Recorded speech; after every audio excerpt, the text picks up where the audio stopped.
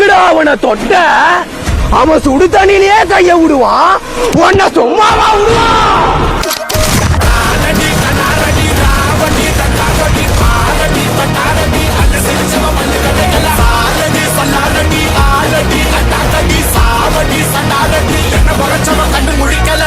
Hi guys, நான் உங்கள் ஆர்ட்ஃப்ளெக்ஸ்.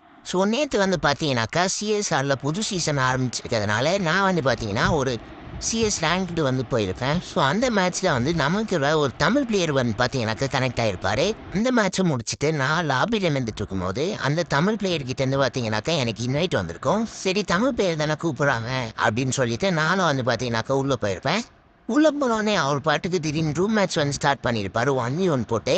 So சரி, ஓகே, தமிழ் பிளேயர் தானே, சும்மா விளையாடுவோம் அப்படின்னு சொல்லிட்டு பார்த்தீங்கன்னாக்கா நானும் விளையாடலான்னு போயிருப்பேன். தலைவரும் வந்து பார்த்தீங்கன்னாக்கா நல்லா தான் வந்து விளையாடினாரு. ஆனால் அவர் பண்ண ஒரே ஒரு மிஸ்டேக் என்ன அப்படின்னு பார்த்தீங்கன்னாக்கா, யாருக்கு எமௌண்ட் போடுறதுன்னு தெரியாமல் நமக்கு வந்து எமௌண்ட்டை போட்டிருக்காரு.